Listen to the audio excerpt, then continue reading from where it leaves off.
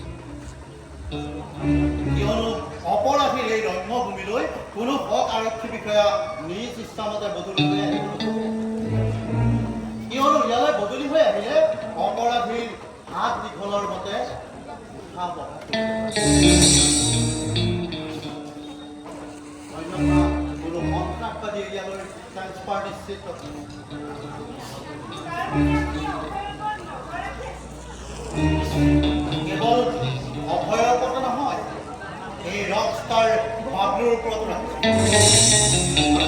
লক্ষ্যত থকা শেখৰ ভৰদ্বাজ আৰু তেওঁৰ সহযোগীৰ ওপৰতো ৰাখিছে। আৰু তোমালোকক হাতে লোকে ধৰাৰ সুযোগৰ সন্ধানত আছে। অভয় আৰু বাবলু, তোমালোক এতিয়াই মোৰ লগত আমাৰ CID হেডকোৱাৰ্টাৰলৈ যাব লাগিব। নহ'লে সাধাৰণ অপৰাধীৰ দৰে বলপূৰ্বক লৈ যাবলৈ মই বাধ্য হ'ম।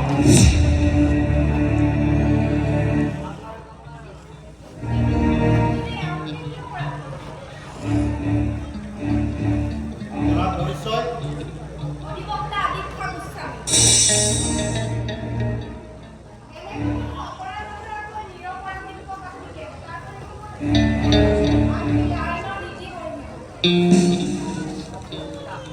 এওঁলোকে যোৱা প্ৰায় এমাহত কেইবাটাও হত্যাকাণ্ড সংঘটিত কৰিছে আৰু কেইবাটাও ব্যৱসায়িক প্ৰতিষ্ঠান জ্বলাই ভস্মীভূত কৰিছে।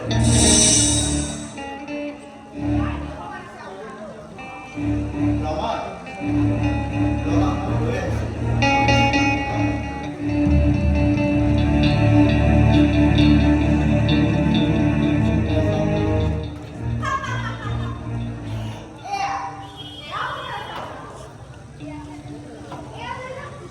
আৰু এটা ৰহস্যময় পুতলা এইবোৰ কৰি আছে বুলি সকলোৱে জানে আৰু সকলোৰে হাতে হাতে ইয়াৰ প্ৰমাণ আছে কিন্তু এই পুতলাজাক পৰিচালনা কৰা আঁৰৰ মানুহজন এওঁলোক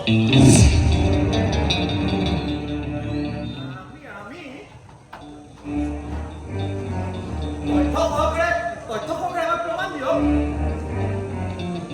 আৰু ছাৰ এজাক নিৰ্জীৱ পুতলাই কাৰোবাৰ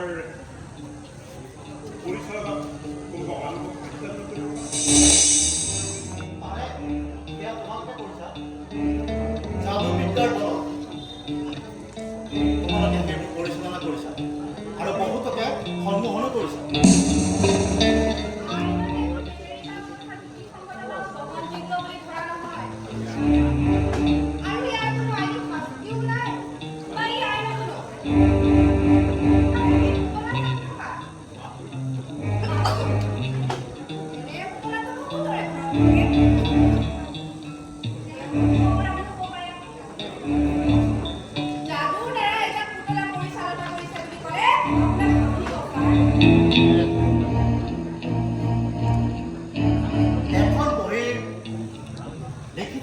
সূত্ৰৰ ভিত্তিত এই বাবলুৱে সেই পুতলাজাক পৰিচালনা কৰিছে আৰু বহুতকে সন্মোহনো কৰিছে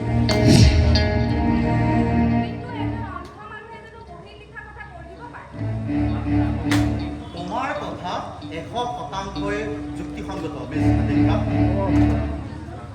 কিন্তু যোৱা এমাহত যিমানবোৰ মানুহ হত্যাৰ বলি হৈছে তেওঁলোক একো একোজন ডাঙৰ অপৰাধী তেওঁলোকৰ মৃত্যুত সমাজৰ কোনো ক্ষতিও হয় বৰঞ্চ সমাজলৈ সুস্থ পৰিৱেশ এজন সাধাৰণ নাগৰিক হিচাপে মই তোমালোকৰ পক্ষ তথাপিও তেওঁলোকক শাস্তি দিবলৈ আইন আদালত আছে কিন্তু অভয় আৰু বাবলু এই দুইজনৰ ওপৰত নজৰ ৰাখিবলৈ মোক গোপনে দায়িত্ব অৰ্পণ কৰা হৈছিল সেয়ে তেওঁলোকক